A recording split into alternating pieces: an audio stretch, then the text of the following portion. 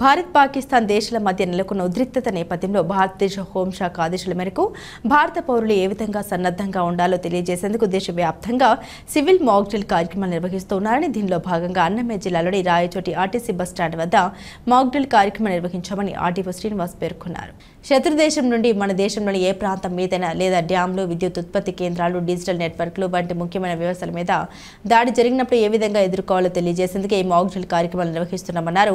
Rayachoti APS RTC bus stand వద్ద అత్యవసర పరిస్థితుల్లో సిబ్బంది మరియు ప్రయాణికులు ఏ విధంగా అప్రమత్తం అవ్వాలో మాక్ డ్రిల్ కార్యక్రమాన్ని పోలీస్, రెవెన్యూ మరియు అగ్నిమాపక శాఖల ఆధ్వర్యంలో నిర్వహించామని పేర్కొన్నారు.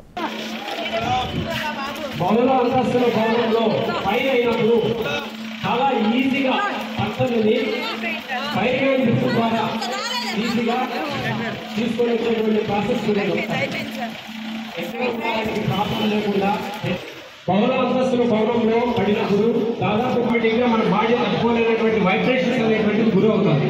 సో దాన్ని సేవ్ చేసుకోవడానికి ఇయర్ సర్జెస్లో కండిషన్లోకి వెళ్ళేసి డెత్స్ అనేటువంటివి జరుగుతుంటాయి. ఒకసారి ఎలా తీసుకొస్తారు, ఒకసారి రెస్క్యూ మెథడ్స్ వచ్చేసాయి. దీన్ని పక్కన దాదాపు కార్బన్ మోనాక్సైడ్ అనేటువంటిది 200 టైమ్స్ ఈజీగా మనకు లంగ్స్ అనేటువంటిది అబ్జర్వ్ ఉంటుంది. ఆటోమేటిక్గా మన యొక్క నర్వ్స్ ఆ బాంబులో ఉన్నటువంటి డిస్పోజ్ పర్టికులర్స్ వచ్చేసి ఇమీడియట్గా మనకు ఏమైనా గ్లాసెస్ కానీ చాలా లేదంటే హ్యూమన్ గ్లాస్ కానీ చాలా మినిమైజ్ చేయొచ్చు అనమాట.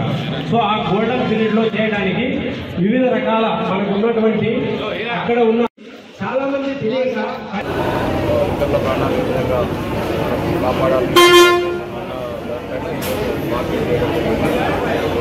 ఆల్రెడీ మనము జిల్లాలో గాలిబీలు మొన్న మార్కింగ్ చేయించడం జరిగింది. తర్వాత ఈరోజు ఇక్కడ రాయచోటి ఆర్టీసీ దీపంలో ఏ విధమైన ప్రికాషన్స్ తీసుకోవాలని మొన్న జరిగిన వార్ సిచ్యువేషన్ అందరికీ లేదు.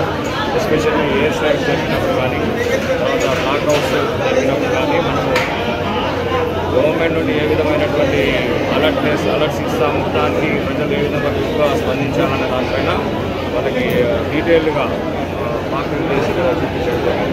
ఎమర్జెన్సీ సిచ్యువేషన్స్లో మెయిన్గా ఏ విధంగా రెస్పాండ్ అవ్వాలని, తర్వాత ప్రాణనష్టం జరగకుండా ఆశిస్తూ దానిపైన వివిధ శాఖల అధికారులంతా కూడా police, fire, STR, medical teams అన్నీ వచ్చాయి.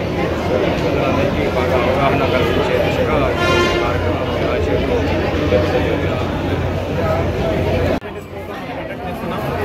ఏదైనా వార్ జరిగినప్పుడు ఏదైనా అంటే జాతీయ సంబంధించినటువంటి రైల్వే స్టేషన్స్ కానీ, బస్ స్టాండ్లు కానీ, ఎయిర్పోర్ట్లు కానీ, లేకపోతే పవర్ ప్లాంట్స్ కానీ ఇలాంటి ప్రదేశాల్లో ఏదైనా మన శత్రుముఖలు అంటే మిసైల్స్ కానీ ఎయిర్ అటాక్స్ జరిగినప్పుడు అక్కడ ఉన్న ప్రజలు ఏ విధంగా అప్రమత్తంగా ఉండాలి, ఏ విధంగా అలర్ట్ కావాలనేది వాళ్ళు రిహార్సల్ చేశారు.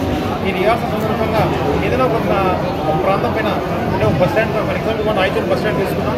ఈ బస్ స్టాండ్ పైన ఏ మిసైల్ జరిగినప్పుడు అక్కడ ఉన్న ప్రజలు లేదా ప్యాసింజర్లు ఎలా అలర్ట్ కావాలి, వాళ్ళకు ఉన్న ఇంప్రూవ్మెంట్ ఉపయోగించి ఏ విధంగా కావాలి, డిపార్ట్మెంట్, మెడికల్ హెల్త్, బయట ఫ్యూచర్లో మనకి ఏదైనా అంటుకోడి ఇన్సిడెంట్ జరిగినప్పుడు ప్రజలు ఏ విధంగా అప్రమత్తంగా ఉండాలనే ఉద్దేశంతో ఈ గవర్నమెంట్ వారికి మాకు